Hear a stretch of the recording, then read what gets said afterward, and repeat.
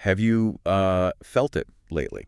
I think we all have, All honestly. right. I'm talking about this strange, almost, I don't know, ambient paranoia Yeah. that just sneaks up on you when you are going about your day. Oh, absolutely. Like you're just Okay. scrolling through your feed or maybe reading an email from a colleague, and it feels just a little too polished. A little too perfectly structured. Exactly.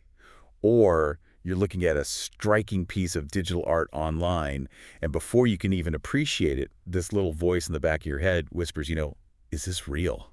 Did a human actually make this? Right. Or am I looking at a machine's output? And then you start zooming in on the hands in the photo, looking for like extra fingers. Yeah, or checking the email for that weird generic robotic tone. Yeah, and if you've been doing that, I need you to know right now, you are definitely not alone. Definitely not. You are experiencing the front line of a massive cultural shift. And today, we are mapping exactly where the battle lines of that shift are being drawn. It's an exhausting way to live, isn't it? It really is. Carrying around this constant low-level cognitive load where we are suddenly forced to be um, forensic detectives in our own daily lives. Yeah, forensic detectives. That is the perfect way to put it. Because what we're experiencing isn't just a technological update. It's not like switching from a CD to an MP3. Right, it's way bigger than that. We are looking at a profound tectonic shift in our culture. And to guide us through this terrain, we have our hands on an incredibly thorough, really fascinating document today. It's simply titled The Cultural Cold War Against AI. And it is a dense read, but so good. So good. Now, when I first picked this up, I expected a dry tech manual, like about neural networks or processing power. Semiconductor supply chains, that kind of thing. Yeah, exactly. But it is nothing like that. This is a profound cultural diagnostic of our current moment. It really gets to the human element, It does. It's packed with sociological observations, field notes from the internet, and deep dives into specific case studies. including one that is just brilliant. Oh, the YouTube channel project, right? Max of all trades? Yes, MOAT. That case study is going to blow people's minds. It completely changed how I look at digital content, and we are going to explore it in detail later. Because it serves as the perfect micro-example of everything we are going to discuss today. Right. The source material treats this moment in history not as a passing fad or a temporary hype cycle.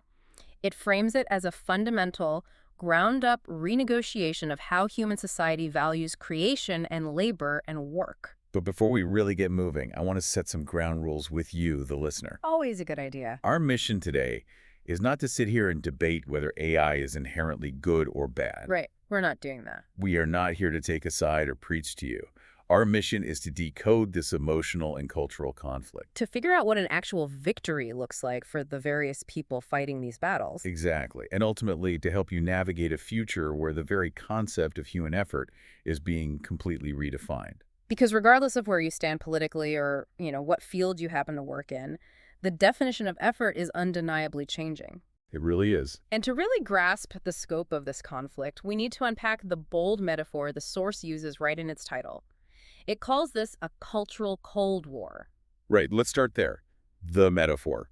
Why call it an AI Cold War? Well, the text describes the current pushback against AI as a cultural, economic, and ideological Cold War. And it puts a lot of emphasis on the word cold. Meaning this is mostly indirect.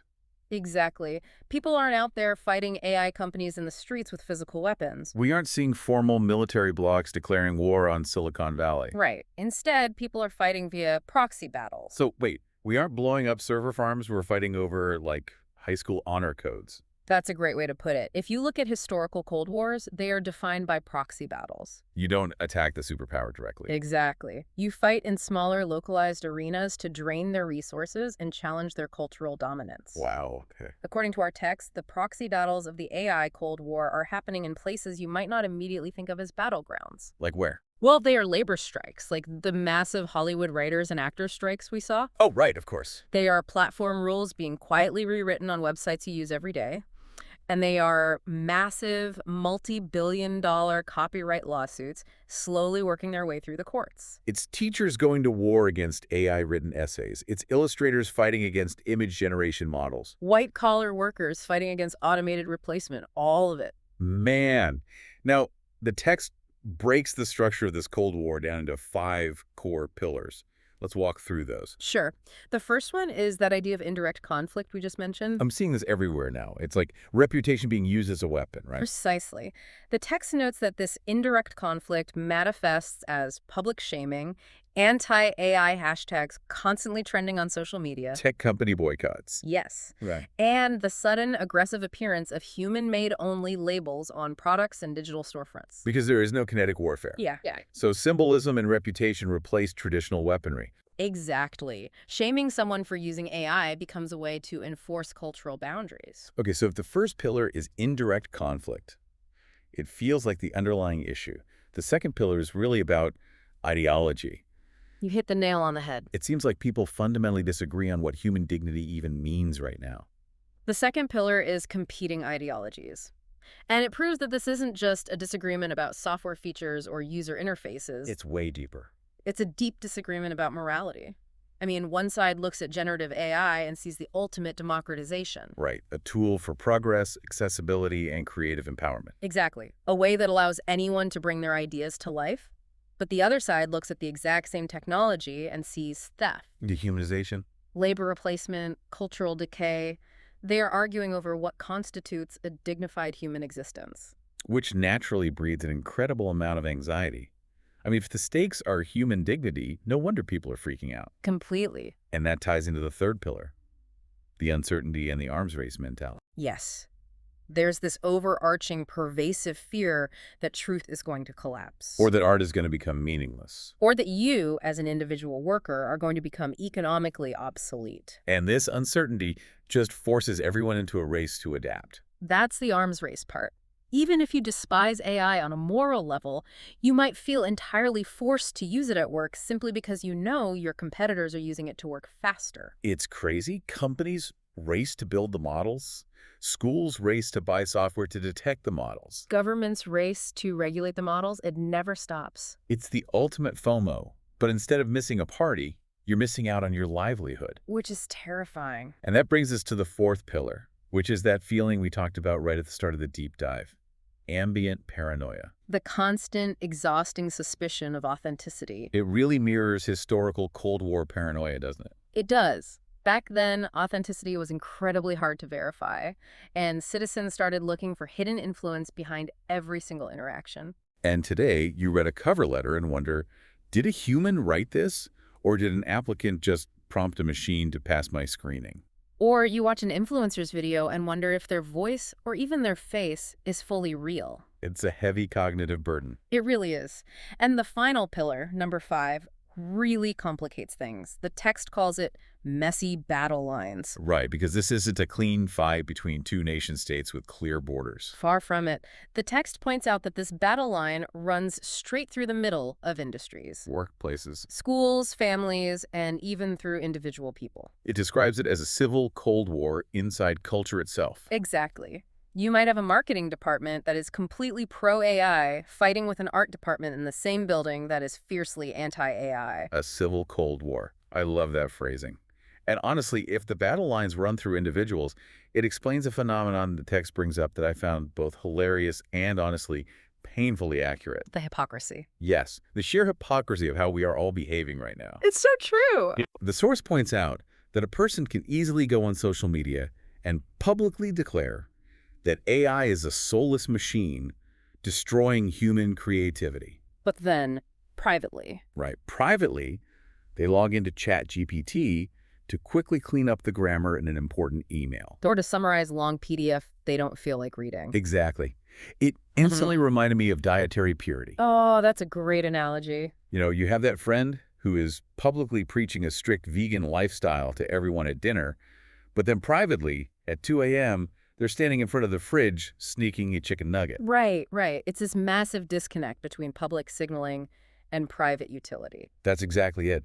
But the text is very careful to state that this isn't necessarily malicious hypocrisy. No, people aren't doing this just to be deceitful. Well, if it's not hypocrisy, what is it? Just convenience. It goes deeper than convenience. It shows how culturally unstable the technology is right now. What do you mean? We simply don't have settled societal norms yet. We are drawn to the undeniable utility of the tool in our private lives because it saves us time and effort, but we deeply fear the systemic implications of the tool in public.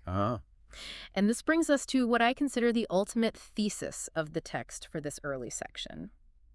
This entire conflict is a Cold War over the meaning of human effort. The meaning of human effort. Let's dig into that because I want to make sure I'm fully grasping what the source is arguing here. Think about it this way. Before AI, the text explains, culture relied heavily on effort as a proxy for meaning. Okay, so if something took a lot of work, we assumed it was meaningful. Exactly. When you saw a beautiful oil painting or read a brilliant 5,000-word essay or listened to a complex piece of music, there was a built-in, unshakable assumption. You knew a human being spent time, taste, attention, and physical skill to bring that into existence. Right. The object itself functioned as a guarantee of the human story and the human struggle behind it. So the effort was baked into the final product. Yes. But generative AI totally breaks that assumption. Because the object no longer guarantees the story. Exactly. When you see a hyper-realistic digital painting today, it might represent 50 hours of human labor, or it might represent 50 seconds of typing a prompt into a text box. And because the object can't prove its own history anymore, people panic. Because if machines can instantly produce what used to require years of human skill to cultivate, what still makes human work valuable? Wow. Yeah, that is existential. The text argues that both the pro-AI side and the anti-AI side are reacting to this exact same existential threat. When the act of creation becomes incredibly easy to simulate, culture is forced to renegotiate what actually deserves respect. Okay, that makes a lot of sense conceptually. Yeah. But it brings up a really obvious question for me. Go for it. We have been using AI for a long time, right? I mean, spam filters have been keeping our inboxes clean for decades. Sure. Google search is basically a giant AI. GPS, routing on our phones, Yeah. algorithmic feeds on Netflix, these are all AI. So why are we suddenly at war now in the 2020s when we've been happily letting AI run in the background of our lives without giving it a second thought? That is the pivotal question, and it takes us right into our next area of focus, the flashpoint. Right, because the source acknowledges that society relies on background AI constantly. It does. The culture war is not against AI as a broad historical category of computer science. It is specifically a visceral, targeted war against generative AI. So we are talking exclusively about the systems that create new content. Yeah. ChatGPT for text, Midjourney and Dell for images, Suno for music, Sora for video. And all the voice cloning software out there. Yes. Okay. The text argues that generative AI became the flashpoint because it aggressively entered what the author calls sacred human symbolic space. Let's unpack that term. Sacred human symbolic space. Explain that to me like I'm 5 years old. What makes a space symbolic? Think of symbolic space as the areas of life where we tell ourselves the story of who we are. It's writing, art, music, human voice, filmmaking, emotional support, identity. These are the tools we use to make sense of our humanity. Right. Older AI, like a spam filter or a GPS, felt like infrastructure. It managed logistics. It didn't threaten our identity. Exactly. Generative AI feels entirely different. It feels like a person-shaped machine kicking down the door and entering a room we thought belonged exclusively to us. Man, that's a powerful image. A spam filter catching a phishing email doesn't make you ask, what does it mean to be a human being? No, it just saves you time. But an AI generating a photorealistic portrait or writing a deeply emotional poem about grief in 5 seconds, that absolutely does. I see. So it's the profound difference between what the text calls tool AI and replacement AI. That distinction is the beating heart of the conflict. The source breaks it down beautifully. Right, because people generally love AI when it firmly acts as a tool. Yes. When the machine says, help me search for this, or help me translate this document, or help me detect fraud in this spreadsheet, they embrace it. But they turn deeply hostile when the AI begins to behave like a replacement. Exactly. When the implicit message of the software is, replace the artist, replace the writer, or replace the human witness. It's the difference between hiring an assistant to help you carry your tools and having the assistant take your tools, walk out of the workshop, and do the job themselves. That is a fantastic analogy. And the text details multiple layers of this opposition, right? It's not just a bunch of angry painters on the internet. It's a whole stack of societal grievances. It is a highly multifaceted resistance. The text outlines 4 main layers of the conflict. Let's go through them. First, you have the creative layer. This is the existential fear of the devaluation of human creativity. It's the people arguing that AI art is fundamentally theft because it devalues the lifelong pursuit of craft. Exactly. And then stacked on top of that is the moral layer. Which is where we get into the mechanics of how these systems are actually built. Yes. The moral layer focuses heavily on how these models are trained without consent or compensation. Right, because the core objection here isn't just philosophical discomfort that a machine can create. No, it's the very tangible reality that the machine was trained on human work without asking permission and is now being sold back to the market to compete against those very same humans. It feels like cultural strip mining. It really does. Let's talk about the mechanics of that strip mining for a second. The text mentions scraping the internet for training data. I think people hear that term and imagine, like, a robot reading a few Wikipedia pages. Right, like Johnny Five reading a book. Yeah.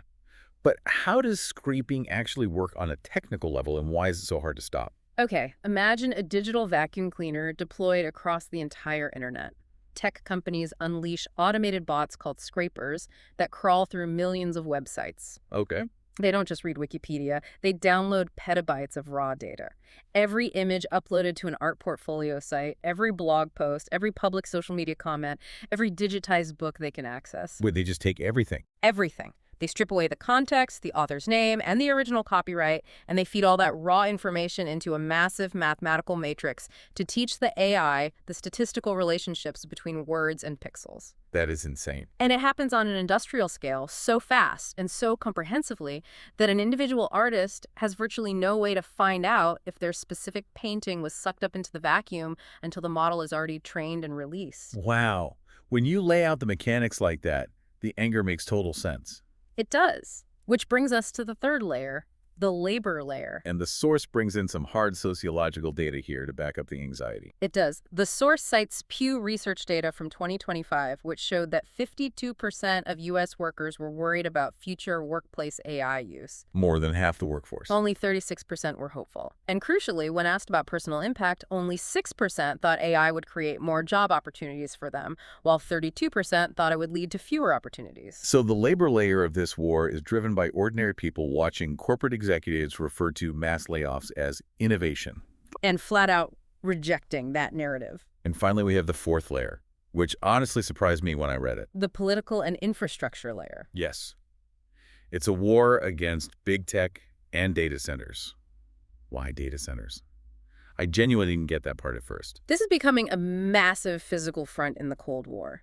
The fear here is that a few mega corporations are going to own the entire future interface between humans and knowledge. Okay, but how do data centers fit in? Generative AI requires an unbelievable amount of computing power, which means building gigantic physical data centers. The text points to an Axios poll where nearly half of the respondents supported a temporary government ban on new data center construction. Wait, almost half the people polled wanted to ban building the physical infrastructure. Why would everyday people care about a data center? Because the local communities are the ones being asked to absorb all the massive externalities. Externalities like what? These data centers require millions of gallons of water for cooling. They put immense strain on local power grids, driving up electricity prices. They take up massive amounts of land, and they generate constant noise pollution. Oh, wow. I never even thought about the noise or the water. Local residents are looking at this and saying, why should my small town bear the physical and environmental burden so that a global tech monopoly can extract billions in profit from a product that might ultimately eliminate my job? That is a fascinating dynamic. It's the physical cost of a digital product. Exactly. But I have to push back here for a second, looking at what the text claims. Sure. The text says, dependence does not equal cultural acceptance. How does that actually work in practice? What do you mean? Well, if I depend on something every single day, haven't I, by definition, accepted it into my life? I mean, Pew also released data in 2026 saying that half of U.S. adults are using AI chatbots and a quarter use them daily. Right. So if we are all using it, haven't the critics basically lost? Haven't we accepted it? Yeah. Not necessarily. Using a tool does not mean you accept the ethical framework behind it. Right. The text uses a brilliant, very grounded comparison to explain this paradox. Think about cars and our modern transportation system. Okay. We depend on cars to get to work, to drop our kids at school, to buy groceries. Our entire infrastructure requires them. Sure. But we absolutely hate traffic, we hate dodging potholes, we hate the air pollution, and we hate the cost of insurance. Oh, I see where you're going. We depend on social media to stay connected with our families and to read the news, but we deeply, profoundly resent what it has done to our attention spans and to public discourse. Ah, I see. So it's a structural dependency. You are trapped in the system whether you like it or not. Exactly. AI is quickly becoming a structural dependency without what the text calls a moral settlement. Hold on. Let's unpack moral settlement, because that sounds like an academic term. Yeah. I mean, we've built the house, we're living in it, but we still haven't agreed on who actually owns the property or what the house rules are. That is a perfect way to put it. We are integrating the technology into our banks, our hospitals, and our phones because it's highly useful or even economically required to stay competitive. Right.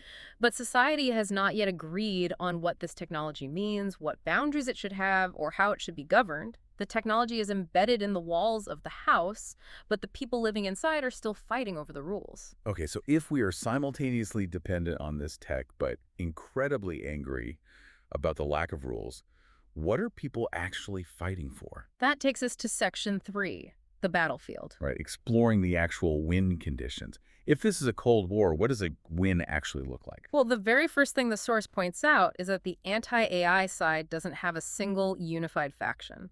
There is no general sitting in a war room directing the resistance. Right, because someone saying, I hate AI on Twitter could mean they want to literally ban the mathematics behind it. Or it could just mean they want voice actors to get paid residuals.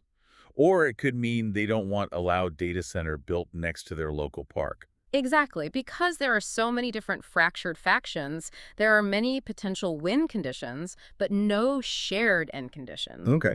The text actually outlines 9 possible victories and a fascinating, somewhat terrifying stack of 10 lose scenarios. Let's start with the wins. The text talks about the impossible win.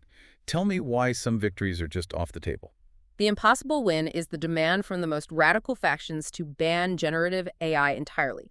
No AI art, no AI writing, full stop. Erase it from the hard drives. And why is that impossible? The text explains that this fails completely outside of very small, localized communities.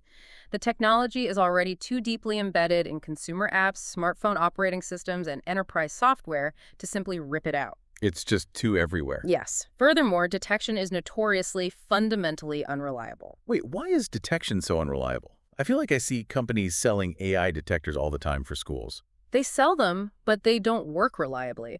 Unlike a physical counterfeit that might have the wrong ink, an AI text generator doesn't leave a hidden watermark by default. Okay. It is simply a statistical engine guessing the next most likely word in a sequence.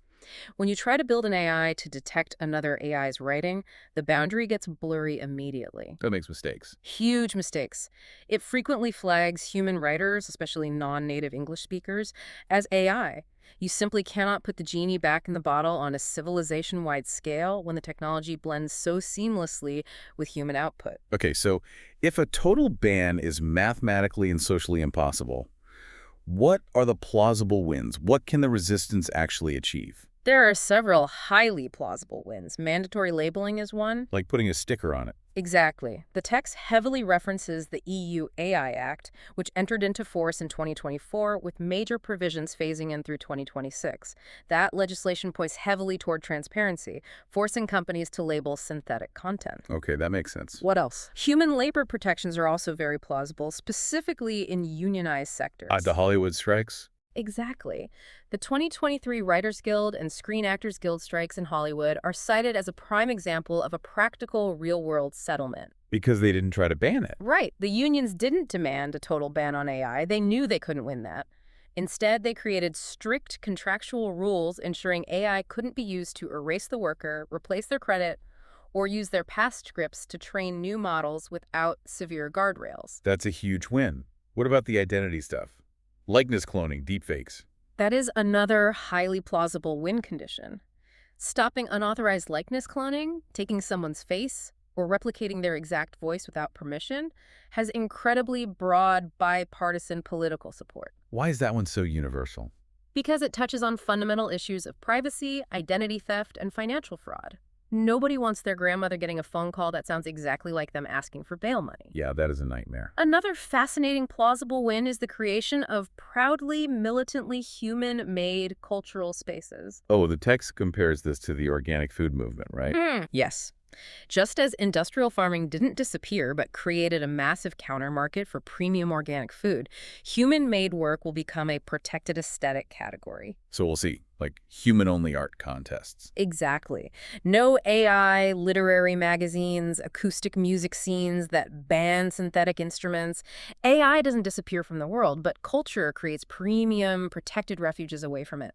So if you roll all those plausible wins together, the labeling, the labor contracts, the fraud protection, the organic spaces, what is the ultimate anti-AI victory, according to the text? The ultimate victory is a moral one. It is the moment that AI loses the moral permission to pretend it is human-made when it is not. Okay, say more about that. The anti-AI side might not stop the technology from existing. It will still be in Photoshop and Microsoft Word. But they win if undisclosed synthetic substitution becomes culturally unacceptable and highly stigmatized. Okay, I love that as a win condition. It feels grounded. But we also have to look at the dark side of this battlefield. Yes, the clear loss stack. Right, which is basically the ultimate nightmare scenario for the critics. And what really struck me reading this was that the true nightmare isn't the sci-fi trope. It's not a Terminator robot taking over the nuclear codes. No, the real nightmare is vastly more mundane, which is exactly what makes it so terrifying. Walk me through the specifics of that loss stack. How does that mundane nightmare actually play out? The ultimate lose scenario is that AI becomes practically permanent in our society, but remains morally unresolved. Everyone becomes totally dependent on the systems, but nobody gets protected from the fallout. So it starts with normalization without settlement. Exactly. AI becomes ordinary infrastructure. It's baked into your phone's keyboard, your bank's customer service, your child's school software, before society ever resolves the issues of data consent or labor rights. The companies just push it out so fast that it becomes the default. Yes. Then disclosure becomes weak theater. You might see a tiny, vague label on a video that says AI assisted, but it's completely meaningless because it doesn't tell you if the AI fixed a typo or wrote the entire script. And what happens to the workers in this scenario? Labor replacement happens, but it doesn't happen with a dramatic announcement where half the company is fired by a robot on a Tuesday. It's quiet. It happens gradually. It's a slow bleeding out of opportunity. Companies just quietly stop hiring junior graphic designers. They shrink the entry-level pipelines for copywriters. They outsource basic human judgment to automated software. And the ladder for young professionals is pulled up entirely. Man, that's bleak. And what happens to the culture itself? If creation is that cheap, what does the internet look like? Synthetic culture completely floods the zone. Content production becomes so virtually free that human-made work has to fight through a suffocating swamp of synthetic images, automated spam, fake product reviews, and infinite SEO manipulation. It's just a wall of noise. Right. The true loss isn't just that AI can make a pretty picture, it's that human attention becomes hopelessly polluted. Which leads directly to the total collapse of trust. The text mentions the FTC putting out dire warnings about voice cloning and Deloitte forecasting that generative AI fraud could reach a staggering $40 billion by 2027. $40 billion. It's staggering. If the worst-case scenario is that reality just becomes an exhausting chore to verify, how do we keep from becoming totally cynical? It's incredibly hard. It's like, imagine when a cashier holds up a $100 bill to the light to check for the security watermark. Yeah. We accept that because it's $100. Right. But imagine having to do that for every single text message, every email from your boss, or every photo on your feed all day long, treating everything like a suspect in a true crime documentary. It would break people. That is the exact crushing psychological toll the text warns about. Reality becomes entirely negotiable, and the heavy burden of verification is shifted away from the tech companies and dumped onto the shoulders of ordinary people. Wow. But the text argues it gets even darker structurally. It points to the potential emergence of a two-tier culture. Let's talk about the two-tier culture. What does that mean for everyday life? It means that in this fully realized nightmare scenario, genuine human presence becomes a high-end luxury good. Like a status symbol. Exactly. Yeah. Because human labor is expensive and AI is cheap, wealthy people will get human teachers in small classrooms. They will get human doctors who spend an hour with them. They will talk to human customer service agents, and they will buy human-made art. And everyone else. Everyone else, the vast majority of society, gets automated synthetic systems. Just screens and bots. Yes, AI democratizes access to basic functional services, but it creates a brutal class divide, where actual empathetic human care is a premium product and frictionless machine interaction is the default for the masses. Man, when you frame it like that, human presence as a luxury good, it makes so much sense why the rhetoric on social media gets so incredibly It extreme. really does. People aren't just arguing about software. They feel like their fundamental future's on the line. But the source material is very careful. And it explicitly warns us against treating this as a simple good guys versus bad guys narrative, right? Absolutely.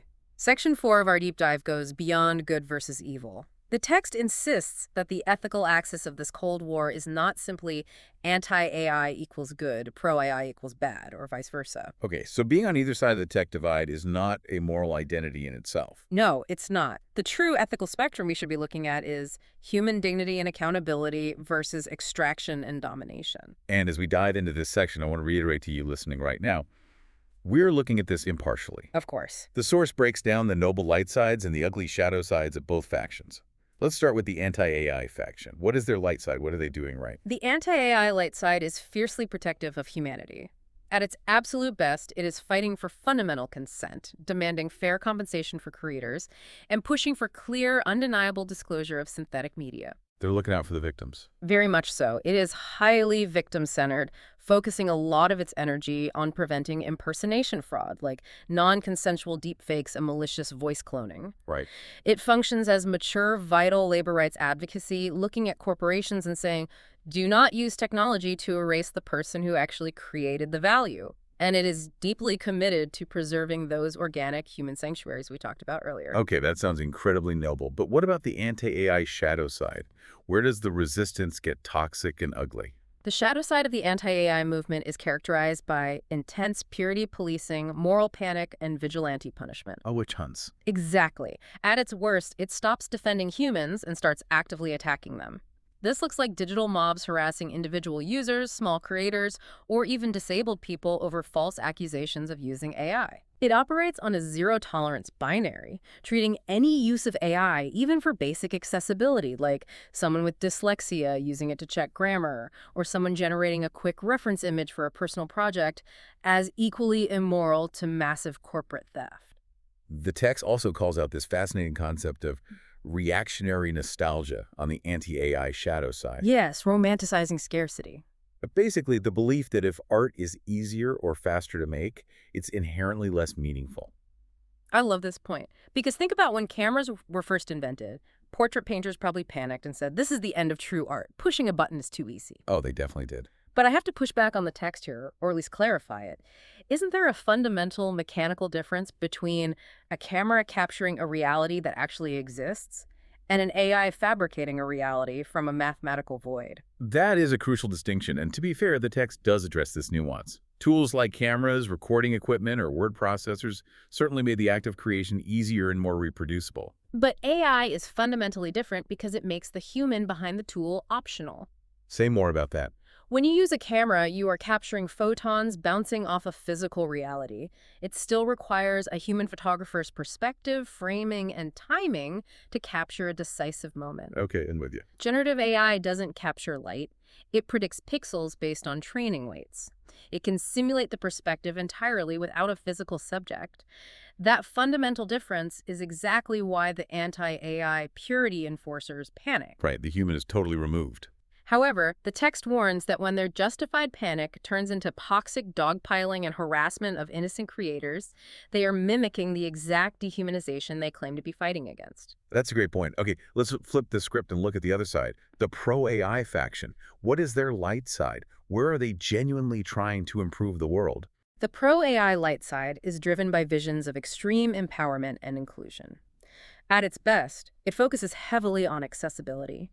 helping people who struggle with writing, executive function, language barriers, or physical disabilities to participate in the digital economy in ways they simply couldn't before. That's huge. It's about democratizing technical capacity, allowing a solo creator or a tiny small business to execute ideas that previously required a massive budget and a team of specialists. So it's leveling the playing field. Exactly. All right. The very best pro-AI actors treat the technology strictly as a collaborator, not a replacement. They insist on keeping human judgment firmly in the loop, and they advocate for responsible design and strong safety guardrails. It's the optimistic vision of AI acting as a bicycle for the mind, helping you do more human work, not less. Exactly. But then we have the pro-AI shadow side, the dark underbelly of the tech boom. The pro-AI shadow side is rampant extraction disguised as inevitable progress. Right. It's the Silicon Valley attitude that says, if a process can be automated, it absolutely should be, regardless of who gets economically destroyed in the process.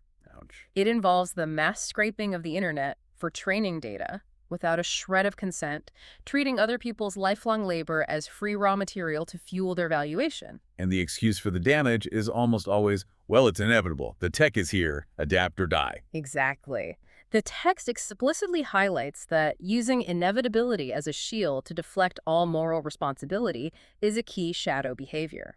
As one critic famously noted, cars were inevitable, but we still chose to build traffic lights, speed limits, and seatbelt laws. Oh, that's a good quote. Just because the technology is coming doesn't mean we have to abandon ethics and let it run people over. What else is on the shadow side? Well, it also involves actors eagerly flooding the internet with low-effort, automated slop just to game search algorithms and make a quick buck, aggressively polluting our shared culture. And finally, there's the concept of safety washing. Explain safety washing to me. Safety washing is when companies make a massive public spectacle of preaching responsible AI and forming ethics boards while privately racing as fast as possible to capture market share. So it's PR. It's pure PR.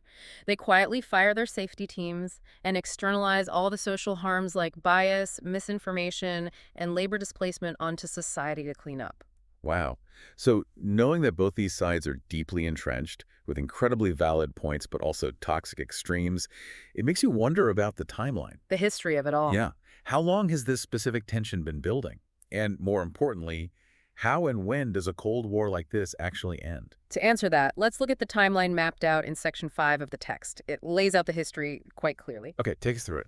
AI began as a philosophical dream back in the 1950s. Think of Alan Turing wondering if machines could think. From the 1990s through the 2010s, AI was mostly invisible, back-end infrastructure. But modern generative AI, the stuff that makes images and text, really matured in the labs between 2014 and 2022. 2022 is the big one, right? The text calls it the first contact shock. Yes. 2022 was the watershed moment. That's when ChatGPT dropped. And when highly capable image generators like Midjourney and Stable Diffusion hit the mainstream. Right. The text cites a very specific controversy from that year, the Colorado State Fair art competition. Oh, I remember that. An AI-generated image actually won a fine arts competition. Exactly. A user generated a stunning image using Midjourney, printed it on canvas, submitted it, and beat out traditional human painters who had spent weeks on their pieces. I remember the internet losing its mind over that. When it was revealed how it was made, the public outrage was massive. It was a huge symbolic moment. The general public suddenly realized the machine wasn't just calculating spreadsheets anymore. It was actively making culture and competing for status. Then the next year, 2023, is labeled the mobilization year. Right. 2023 was the year of massive copyright lawsuits, the Hollywood strikes, and platforms scrambling to write new rules. The Cold War stopped being just internet arguments and became legally and economically organized. And where are we now? Now, the text argues that from 2024 to roughly 2026, we are living through the treaty-making and escalation phase. Treaties like the EU AI Act. Yes, governments passing regulations, courts slowly drawing the hard lines on what constitutes fair use and copyright, and music labels suing startups and settling for licensing deals. Which brings up a big question about the future. I see headlines all the time from financial analysts predicting that the AI bubble is going to pop, that the models are running out of training data, and the whole industry is going to collapse under its own massive costs. Does the source text agree with that pessimistic financial outlook? It does compare the current hype cycle to the dot-com boom of the late 90s, but with a very important caveat. Whatever the caveat. The text predicts that the AI financial bubble will likely deflate. Startups with completely fake business models will fail, billions of dollars of speculative investment will be lost, and the breathless media hype will die down. But the tech doesn't go away. But, and this is critical, the underlying technology itself will survive the crash. It won't die. It will simply become boring infrastructure. Just like the internet survived the massive dot-com crash and went on to silently run the world. AI won't die, it will domesticate. I find that fascinating. And what about the future generations? Gen Alpha, Gen Beta, the kids growing up with iPads in their hands right now? It's a huge demographic shift. Right. Are they going to grow up hating AI because they are inheriting all this societal conflict? The text cites 2025 Pew data showing that 64% of U.S. teens are already using chatbots. Yes. But I had to push back on the premise here. If 64% of teens are using chatbots daily for homework or advice, isn't this Cold War already over? Haven't the critics basically lost if the next generation has fully adopted it into their daily lives? It's tempting to think that adoption equals victory, but it's a much more nuanced picture. How so? Yes, teens are adopting it heavily, often to cheat on homework or even as a form of bizarre emotional support. But using something frequently doesn't mean loving it, and it certainly doesn't mean trusting it. The text predicts that these generations won't hate AI as a broad, abstract category of software. Instead, they will fiercely hate specific behaviors. Some kind of behaviors. They will hate the feeling of finding out a digital friend is fake. They will hate scam voices targeting their grandparents. They will be traumatized by synthetic cyberbullying and deepfake revenge porn. Oh, man. Sorry, guy. And they will deeply resent automated algorithmic punishment at school or at their first jobs. They will be an entirely AI-native generation, but as a result, they will be the most AI-skeptical generation in history. It reminds me of our generation's relationship with processed food, or even the internet itself. How so? Well, when the internet first arrived, we thought it was either a utopian miracle or a terrifying monster. Now, we don't think of it as a miracle or a monster. Right, it's just there. We just know that sometimes it's incredibly useful for finding a recipe, and sometimes spending 3 hours on it gives you a stomach ache and makes you depressed. That is spot on. The text predicts that society, led by these future generations, will eventually sort AI into distinct moral categories rather than treating it as a single monolith. What are the categories? There will be good AI, which is highly assistive, transparent, and privacy-respecting, think medical diagnostic AI. There will be bad AI, which is deceptive, exploitative, and designed to replace human connection for profit. And then, crucially, there will be boring AI. The stuff we don't even think about anymore. Spell check. Right. Translation apps. Real-time navigation. Right. And as the text points out, once a technology successfully makes the transition from miraculous to boring, it has effectively won its right to exist. It's just part of the furniture of modern life. So if AI is destined to become the new normal environment, the furniture of our lives, how does a creator, an artist, a writer, or just a regular professional living in this world make sure their work isn't dismissed as just more synthetic slop?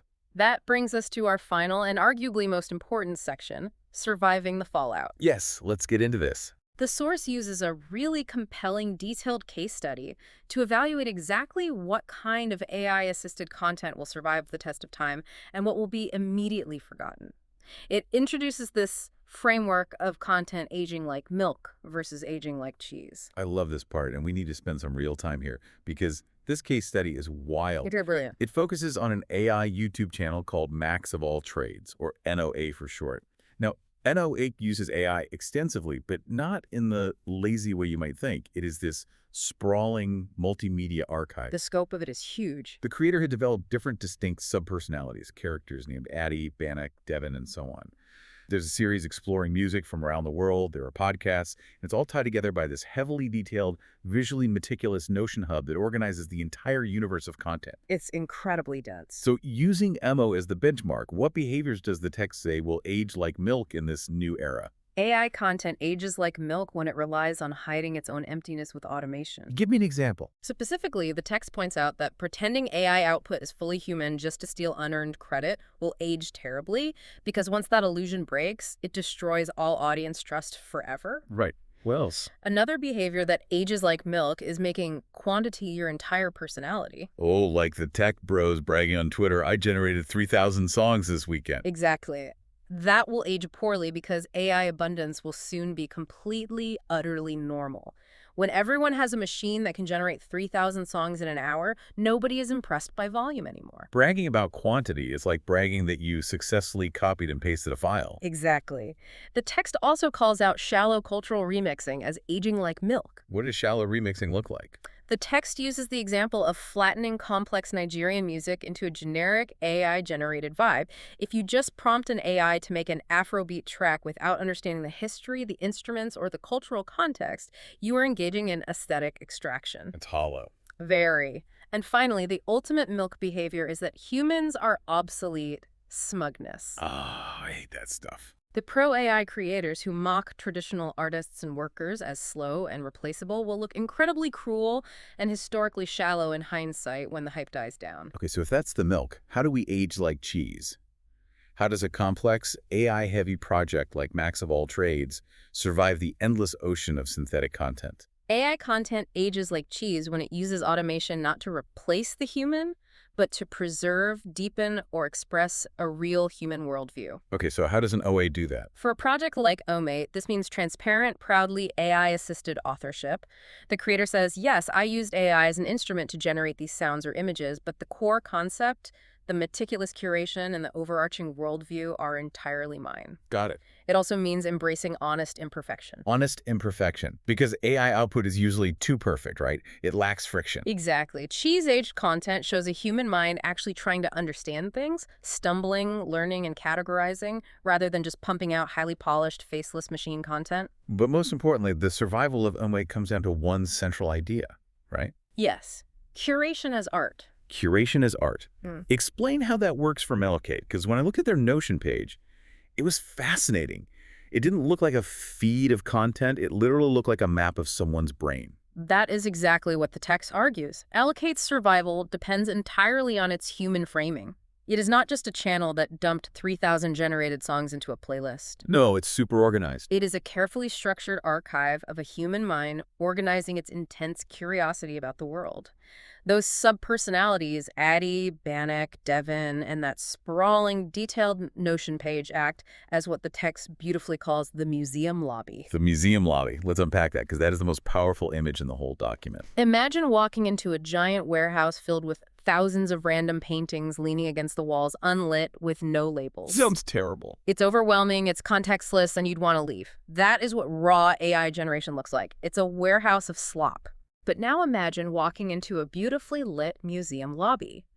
A human curator has selected just 50 of those paintings, arranged them by historical era, hung them on the wall, and written a thoughtful plaque explaining why each one matters. Oh. The text explicitly says, without the lobby, people see a warehouse of slop. With the human-built lobby, they see a curated exhibit. The act of archiving and contextualizing becomes the artwork itself. So to relate this to the technical side, because earlier you mentioned scraping in models, and I want to make sure we're grounded here. Yep. A transformer model is basically just guessing the next word in a sequence over and over, like superpowered autocomplete. Yep. A diffusion model starts with a screen of visual static and slowly carves away the noise until an image appears. But what you're saying is the audience doesn't actually care about the math. Not at all. They don't care if you used a transformer or a diffusion model. They care about the lobby. Exactly. They care about the human intent. The secret to surviving the AI age isn't awkwardly hiding your use of AI, but actually highlighting the human map behind it. Highlighting the human map. I love that. The future respects honest hybridity over fake hidden purity. Consumers are going to ask one fundamental question before they invest their time in your work. Did a human meaningfully direct, shape, and take ultimate responsibility for this, or was it just raw machine output selected and published by a lazy person? If a human took responsibility, it ages like cheese. Exactly. So if the digital ocean is rapidly filling up with infinite drops of AI content, my goal shouldn't be to try and add more drops of water to the ocean. My goal should be to build an island. You build an island. That is the perfect summary. You build an island of curation, taste, and human perspective that people can actually stand on. Okay, let's take a breath and recap where we've been today because this has been a massive, sprawling journey. It really has. We started by unpacking the reality of this cultural Cold War against AI. From the ambient paranoia we all feel checking our emails to the proxy battles happening in labor unions and classrooms. And we explored the deep emotional dividing line between tool AI that helps us and replacement AI that threatens our sacred symbolic spaces. Right. We navigated the incredibly messy ethics, acknowledging the noble light sides and the toxic shadow sides of both the anti-AI and pro-AI factions. We traced the historical timeline from the 1950s dream through the 2022 first contact shock into our current treaty phase. And we realized that AI isn't going to die in a bubble burst. It's just going to domesticate into boring infrastructure. Exactly. And finally, we learned how to build an island. We learned how to ensure our own creations age like cheese in a synthetic sea by treating human curation as art and prioritizing honest hybridity. It is a profound once-in-a-generation shift. This Cold War won't end with a dramatic peace treaty or a clean surrender from one side. Right. It will slowly end when generative AI simply becomes boring. But until that happens, this conflict is actively, painfully forcing our culture to renegotiate what deserves respect and what human effort actually means. Which brings us right back to you, listening right now. The source material makes it abundantly clear that we are living through a fundamental repricing of human effort. Absolutely. So I want to leave you with a final thought to mull over as you go about your day. If flawless, abundant creation is about to become incredibly cheap, instantly available, and totally frictionless, then human friction, struggle, and honest imperfection are about to become incredibly rare and valuable. That's a powerful thought. In your own life, your work, or your personal hobbies, what is the one inefficient human process you will stubbornly refuse to automate, simply because the effort is the meaning? Thank you for joining this deep dive. It's been great. Keep building your islands, keep curating your own human museum, and we'll see you next time.